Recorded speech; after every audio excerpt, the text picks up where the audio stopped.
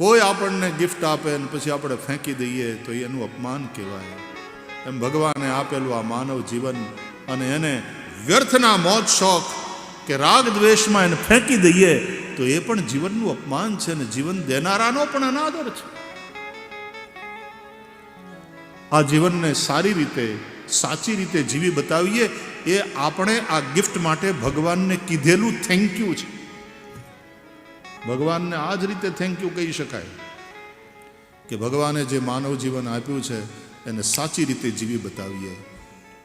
ભગવાનની આંખ પણ ભીંજાય. વાહ! પિતામહ ભીષ્મ જ્યારે પ્રાણ ત્યાગતા હતા ને ત્યારે દ્વારકાધીશ પોતે હાજર એટલા માટે થયા. વાહ વાહ!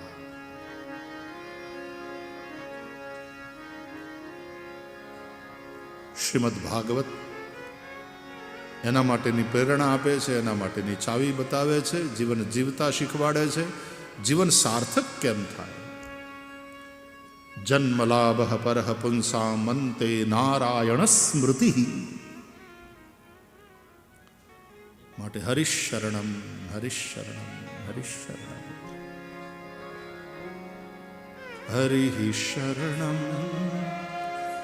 હરિશરણમ હરિશરણમ હરિશરણમ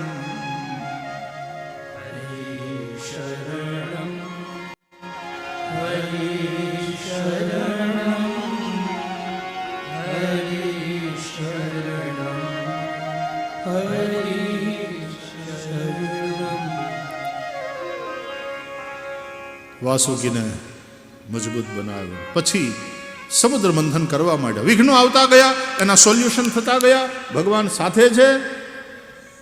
હિંમત હારી જાય ત્યારે ભગવાન બહુ વખત સુધી કંઈ નીકળ્યું નહીં ને. એક એક રત્નો નીકળતા માંડવા, આપસમાં વહેંચણી કરવા માંડ્યા. પછી લખ્યું બહુ વખત સુધી કંઈ નીકળ્યું નહીં એટલે જરાક નિરાશ થવા માંડ્યા કે ભાઈ આમાં કાંઈક આ ફોર્મ્યુલામાં કાંઈક ગડબડ લાગે છે.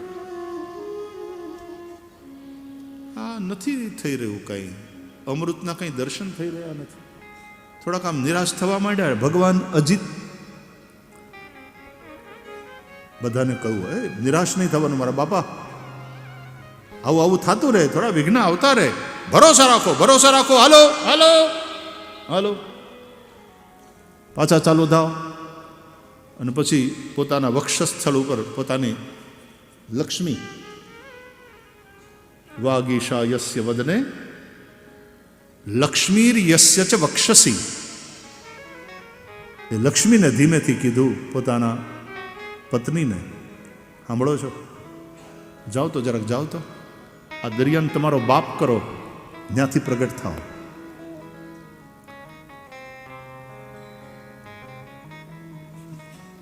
એટલે લક્ષ્મી પછી સિંધુ સુતા બની અને સમુદ્ર મંથનમાંથી પ્રગટ થયા. પણ ભગવાને ઈશારો કર્યો, જો સાંભળો, આ રત્ન નીકળે ને બધા વેચી લે છે આપસમાં, દેવો અને દૈત્યો, તમારે પરબારું મારી પાસે આવવાનું છે.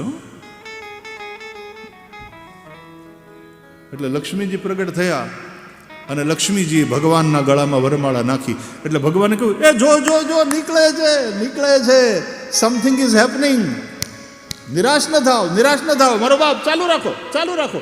એમ પોતાની જ લક્ષ્મી અંદર પધારી, એને પ્રગટ કરી, પાછી પોતે રાખી લીધી અને બધામાં આશા કે ભાઈ 2 પૈસા મળે છે, ચાલુ રાખો, ધંધો બંધ ન કરાય, વિઘ્ન આવ્યા કરે, ચાલુ રાખો ચાલુ રાખો. બિપિનભાઈ, આ મેનેજમેન્ટના પાર્ટ છે કે નહીં મને કહો? આ મેનેજમેન્ટ છે કે નહીં? મને તો ઘણી વાર તો એમ થાય કે આ બધા જે ઇન્ડસ્ટ્રીયાલિસ્ટો છે, મોટા મોટા બિઝનેસમેન છે, એને કથા સંભળાવું કે તમને એમ થાય છે કે ખાલી કાન પવિત્ર કરવાની વાત. એ નહીં, તમારી ઇન્ડસ્ટ્રીઝ પણ સારી રીતે હાલશે. સાંભળો, કેટલા પ્રેરણાના સૂત્રો મળે છે ભગવત કથા દ્વારા. આપણે એમ માની બેઠા છીએ કે આ તો ઘરડા બુઢાઓનું ટાઈમ પાસ કરવાનું સાધન છે, અને પરિણામે એનાથી પ્રાપ્ત લાભથી આપણે વંચિત રહી જઈએ છીએ. સમુદ્ર મંથન થયું અને પછી છેલ્લે અમૃત નીકળ્યું. હાથમાં અમૃતનો કુંભ લઈ હવે અમૃત નીકળ્યું ને, હાથમાં અમૃત કુંભ લઈ ધન્વંતરી ભગવાન પ્રગટ થયા, તો એ કાંઈ પાછું સોલ્યુશન ન આવી ગયું, પાછો આ તકલીફ થઈ. શું? દેવો ને દાનવો બે પાર્ટનર બાંધ્યા. અમે પહેલા પીશું, અમે પહેલા પીશું. અત્યાર સુધી બીજી બધી તકલીફો હતી, હવે પાર્ટનરમાં ઝઘડા ચાલુ થયા. દેવો ને દાનવોએ પાર્ટનરશિપમાં દાખલો કરેલો, બાંધ્યા. હમ પહેલે પીએંગે, હમ પહેલે પીએંગે.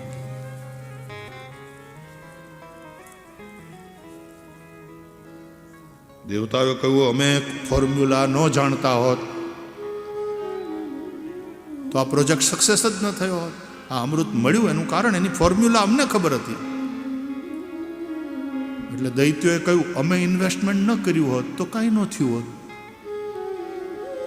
અમે અમારા ટાઈમ, એનર્જી બધા ઇન્વેસ્ટ કર્યા, બાકી તમારા એકલાથી તો કાંઈ. તમે આવ્યા હતા ને સામે આલીને મારી પાસે પાર્ટનરશિપ માટે. બે પાર્ટનર બાંધ્યા. દેવો અને દાનવોમાં અમૃતને લઈ અને સંઘર્ષ થયો. અને પછી કથા છે ભાગવતના અષ્ટમ સ્કંદમાં કે ભગવાને મોહિની રૂપ લીધું અને પછી દેવો દૈત્યોને મોહિત કરી, ભગવાને દેવોને અમૃત પાયું.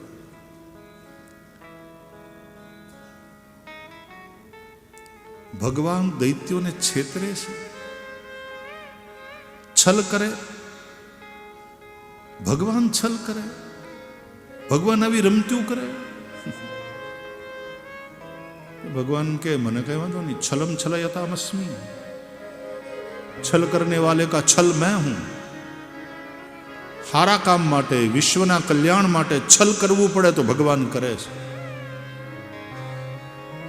इसलिए प्रेमी लोग उनको छलिया कह करके पुकारते हैं. जरा सामने तो आओ छलिए, छुप छुप छलने में क्या राज है, तू छुप ना सकेगा परमात्मा, मेरी आत्मा की ये आवाज है. जरा सामने तो आओ छलिए. છલમ છલયતામસ્મિ, વિશ્વ કલ્યાણ માટેનું આવું છલ ભગવાન કરે. કારણ કે જો દૈત્યોને પણ અમૃત આપે અને દૈત્યો અમર થઈ જાય, તમારી दुर्वृत्ति, તમારા दुर्गुणों, तुम्हारी बुराई कभी मरेगी ही नहीं फिर तो, क्योंकि अमर हो गई. क्या तुम चाहते हो तुम्हारे भीतर की बुराई अमर हो जाए, तुम्हारा क्रोध अमर हो जाए, तुम्हारी वासना अमर हो जाए, तुम्हारा लोभ अमर हो जाए? इंसान के अंदर की बुराई अमर नहीं होनी चाहिए. इंसान के भीतर की अच्छाई अमर हो. તમારી હારપ છે એ અમર થઈ જાય, તમારા સદગુણો છે એ દેવતાઓ, એને અમૃત પાઈને અમર કરવાના છે. પણ પ્રોજેક્ટ એ તો દેવો અને દાનવો બે ભેગા મળશે તો થશે. સાયકલના બે પેન્ડલ તો સાયકલ હાલે, ગતિ તો પકડે, લક્ષ્ય સુધી તો પહોંચાય. તો આપણે ધક્કો મારવો પડે. એક જણો છે ને સાયકલને આમ પકડી અને દોડતો દોડતો જતો હતો, સાયકલને દોડાવતો જાય, પોતે દોડતો દોડતો. તો રસ્તામાં એનો મિત્ર મળ્યો. એ કે હલો, હાય. એ કે હાય હાય હાય. સોસાયટી વાળા તો હાય હાય કરે. એ કે આ કઈ બાજુ? તો કે સ્ટેશન જવું છે. કેમ ત્યાં? અરે ત્યાં એક મેડિકલ સ્ટોર છે, દવા લેવા જવાનું છે, ઇમરજન્સી છે. તો પછી સાયકલ ઉપર બેસી જાય ને આમ દોડતો દોડતો. એ કે ટાઈમ નથી, ઉતાવળમાં છું. બોલો, એવો ઉતાવળમાં કહેવાનું એને ટાઈમ નહોતો, પાછો સાયકલને લઈને દોડતો દોડતો જાય. બે પેડલ હોવા જોઈએ. આ હેઠું જાય તો આ ઉપર આવે, એ હેઠું જાય તો આ ઉપર આવે. अच्छाई और बुराई, सफलता और विफलता. પણ પેડલ તો માર્યા કરવા પડે મારા બાપ, પેડલ માર્યા કરવાના. પુરુષાર્થ તો કર્યા કરવાનો, મહેનત નહીં છોડવાની, બેલેન્સ રાખવાનું. સાયકલ હલાવો છો અને લક્ષ્ય કી ઓર આગે बढ़ते रहो, बढ़ते रहो, बढ़ते रहो. શ્રેયાંસી બહુ વિજ્ઞાન. તો આ અમૃત ભગવાનની કથા એ પણ અમૃત છે. 30 વર્ષના ગાળા પછી ફરીથી એકવાર આ અમૃત, કથામૃત.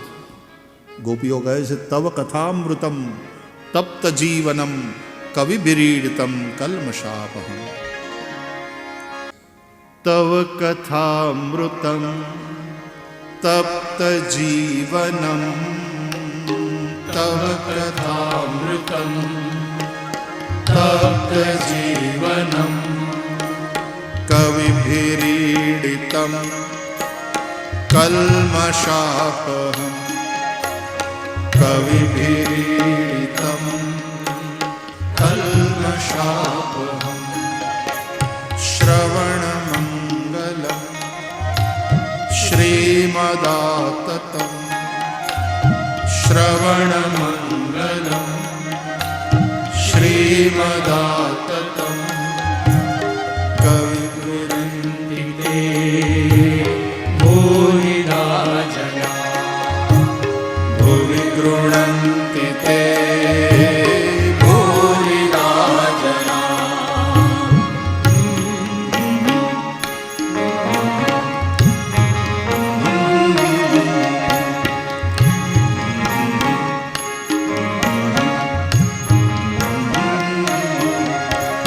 તવ કથામૃતમ તપ્ત જીવનમ, તવ કથામૃતમ તપ્ત જીવનમ કવિભિરીડિતમ કલ્મષાપહમ, કવિભિરીડિતમ કલ્મષાપહમ.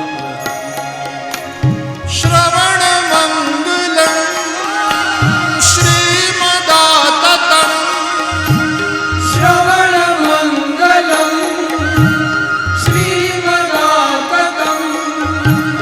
ભુવિ ગૃણન્તિ તે ભૂરિદા જના, ભુવિ ગૃણન્તિ તે ભૂરિદા જના.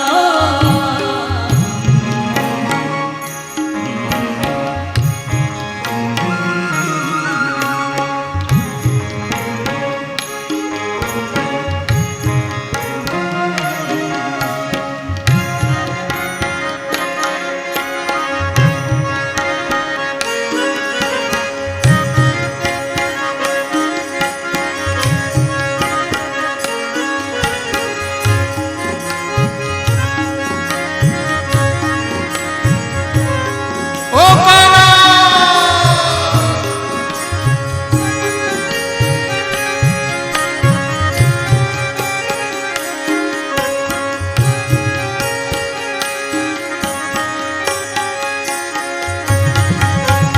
જયતિ તેધિકમ જન્મના વ્રજઃ. ગાઈએ જન્મના વ્રજઃ. શ્રયત ઇન્દિરા શાશ્વતત્રહિ, શ્રયત ઇન્દ્રિયા શાશ્વતત્રયી. દૈત દૃશ્યતામ દિક્ષુ તાવકામ. દૈત દૃશ્યતા દિક્ષુ તાવકા. સ્વૈ ધૃતા સવ સ્ત્વં વિચિંગતે. વૈદુકા સવા વિચિંદતે.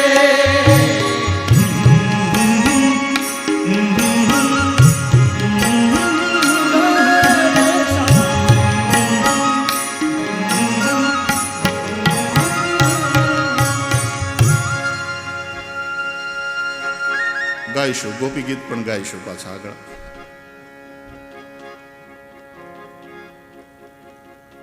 આ છે ને મેન્યુ છે. કે આ થાળમાં આવું બધું છે ને આવું પીરસાશે, એટલે થોડું થોડું થોડું થોડું બધું આનંદ બહુ આવવાનો છે. અને આ બધા વડીલોને યાદ કરતા કરતા સચ્ચિદાનંદ ભગવાનને પ્રણામ કરીએ. આપણે સૌ ગાઈશું, શ્રી કૃષ્ણને વંદન કરીએ. સચ્ચિદાનંદ રૂપાય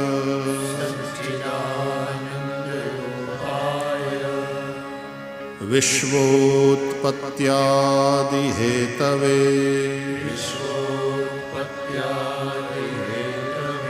તાપત્રય વિનાશાય શ્રી કૃષ્ણાય વયમ નુમઃ.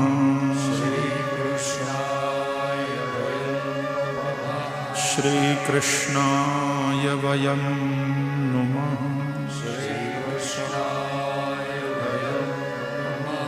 શ્રી કૃષ્ણાય વયમ નમઃ.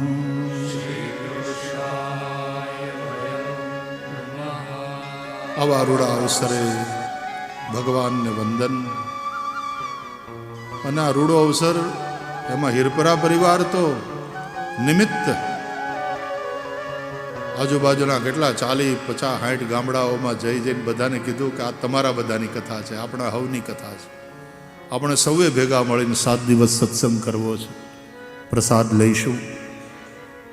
ભેગું કરીને ખાવાનો એ સક્સેસની વાત છે, પણ બધાને ભેગા કરીને, ભેગા થઈને ખાવાનું અને હરિગુણ ગાવાનું, આ ટાણું, આમાં જીવનની સાર્થકતા છે. માત્ર સફળતા નહીં, આપણા ધનની સાર્થકતા પણ સિદ્ધ થવી જોઈએ. થવું જોઈએ કે આપણે જે કમાણા, ઇટ ઇઝ વર્થ. अदरवाइज केवल पैसा बटोरना, कमाना, वो सफलता हो सकती है, लेकिन संपत्ति की, कमाए हुए धन की सार्थकता उसमें है कि પછી હારા માર્ગે ખર્ચનીએ. બધાએ સ્વજનોને ભેગા કરીએ, આજુબાજુના ગામના હવને બોલાવી, હાલો મારા બાપ, આપણે હરિગુણ ગાન ગાઈએ. बाकी जब तक रहेगी जिंदगी फुर्सत न होगी काम से, कुछ वक्त तो ऐसा निकालो कि प्यार कर लो राम से. कुछ वक्त तो ऐसा निकालो प्यार कर लो राम से. માયાના ખોળામાં તો આપણે બેઠા જ છીએ, ભગવાનની માયાને ખોળે. પણ માયાના ખોળે બેસીને માયાપતિના દર્શન થાય. આપણી દ્રષ્ટિ માયાપતિ ભગવાન તરફ રહે, દ્વારકાધીશ તરફ રહે. તો એ જે માયા છે, માયાના 2 પ્રકાર, વિદ્યા અને અવિદ્યા. એના ખોળે બેઠા બેઠા જો ભગવાનના દર્શન કરીશું તો એ વિદ્યા માયા હશે. એનું નામ જ શ્રી રાધા, એ જ યોગ માયા. એને કહેવાય રાધે રાધે રાધે શ્યામ સે મિલા દે. માયા માં છે. બસ એને ખોળે બેસીને ભગવાનના દર્શન કરીએ. સચ્ચિદાનંદ રૂપાય, એ ભગવાન કેવા? 3 રીતે ઓળખાવ્યા: સ્વરૂપ, સામર્થ્ય અને સ્વભાવ. કોઈ પણ વ્યક્તિનો પરિચય આ 3 રીતે થાય. પહેલા તો એને મળો એટલે એનું સ્વરૂપ કેવું.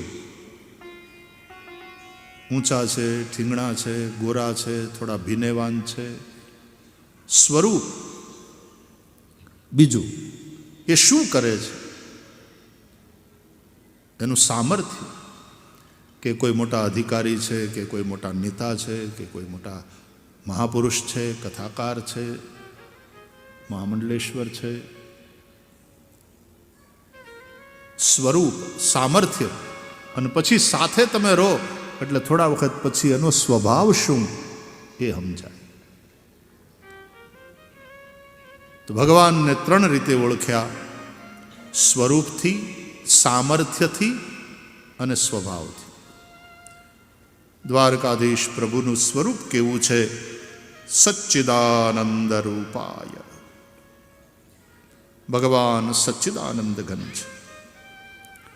3 શબ્દ કહ્યા, સત, ચિત અને આનંદ. સત શબ્દથી જ સત્તા શબ્દ બને. સત્તા એટલે પાવર નહીં, અહીંયા સત્તા એટલે એક્ઝિસ્ટન્સ, અસ્તિત્વ. એ છે.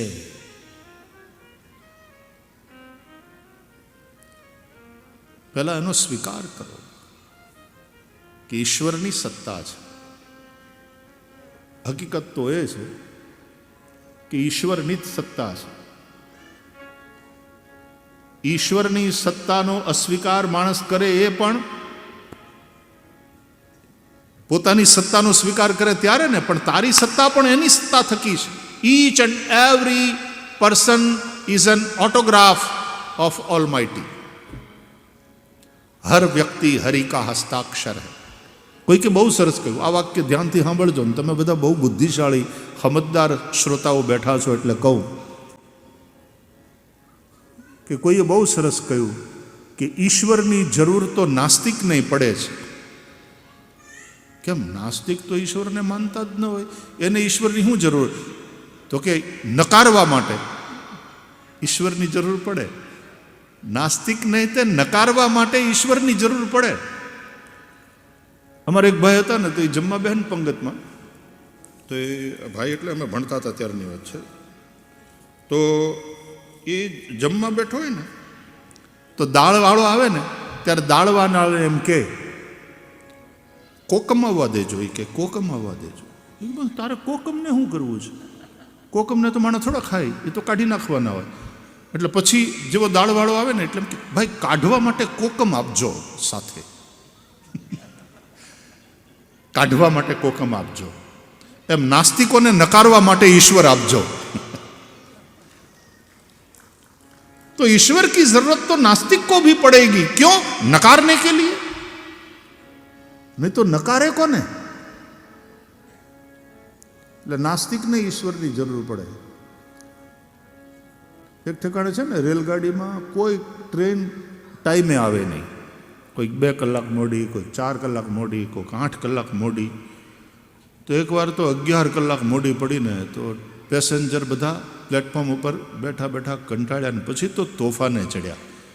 અને ત્યાં ઓલું ટાઈમ ટેબલ હતું ને, જે બોર્ડ મૂકેલું ને કે આ ગાડી ફલાણા ડાઉન ને અપ ને એવું બધું હોય ને, એમાં પછી એના નંબર હોય ટ્રેનના, આટલા વાગે આવશે ને આટલા વાગે છૂટશે. તેનું ટાઈમ ટેબલ હોય. તો પછી પેસેન્જરો એ બધાએ એ ટાઈમ ટેબલ હતું ને બોર્ડ એનું પાડી નાખ્યું ને તોડી ફોડીને. એટલે સ્ટેશન માસ્તર આવ્યા ને બધાને, પોલીસ ભેગી થઈ ગઈ, રેલવે પોલીસ, બધાને શાંત પાડ્યા કે ભાઈ આવું નહીં કરો, આવું નહીં કરો, આવું થાય હવે. અરે શું થાય કે કોઈ તમારા ઠેકાણા નથી, કોઈ ગાડીઓ કોઈ દી ટાઈમસર ચાલતી નથી ને આ કંઈ રીત છે? 8-8 કલાક નાના છોકરા હોય અને અમારે શું ખવડાવવું હોય? તમારે પ્લેટફોર્મ પર પૂરું દૂધ ન મળે, છોકરા ભૂખ્યા થયા હોય વગેરે. ધમાલ. બધાએ ભેગા થઈને આ તોડી જ નાખો. કે આ બોર્ડ, આ ટાઈમ ટેબલ તોડી જ નાખો, આની કાંઈ જરૂર નથી. ટાઈમ ટેબલ પ્રમાણે ટ્રેનો ચાલતી ન હોય તો પછી આ ટાઈમ ટેબલ રાખવાની કાંઈ જરૂર નથી, તોડી ફોડી નાખો. એટલે સ્ટેશન માસ્તરે કહ્યું, જો તમે સમજો ભાઈ, અમારી વાત ધ્યાનથી સાંભળો. ટાઈમ ટેબલ ન તોડી નખાય વાલા, ટાઈમ ટેબલ રાખવું પડે. એ કે હું જરૂર છે, પણ ટાઈમસર તમારે કોઈ ટ્રેન ચાલતી ન હોય તો ટાઈમ ટેબલની શું જરૂર? બધી ટ્રેનો તમારી લેટ. તો કે ટ્રેન લેટ છે એ તમને ખબર કેમ પડી? ટાઈમ ટેબલ છે એટલે ને. ટાઈમ ટેબલ જ ન હોય તો કઈ ટ્રેન ટાઈમે છે ને કઈ લેટ છે એની ખબર જ તમને કેમ પડે? એટલે ભાઈ ટાઈમ ટેબલ તમે રહેવા દો, બોર્ડ રહેવા દો એમને. એટલે બધા અંદર કે એ વાત સાચી, એ વાત સાચી, એ વાત સાચી. એ ટાઈમ ટેબલ હશે તો ખબર પડશે કે ટ્રેન ટાઈમે છે કે લેટ છે. લેટ છે તો કેટલી લેટ છે. વાત સાચી. આ ટાઈમ ટેબલ છે તો એને આધારે નક્કી થાય. એમ નાસ્તિક નહીં તે નકારવા માટે ઈશ્વરની જરૂર પડે.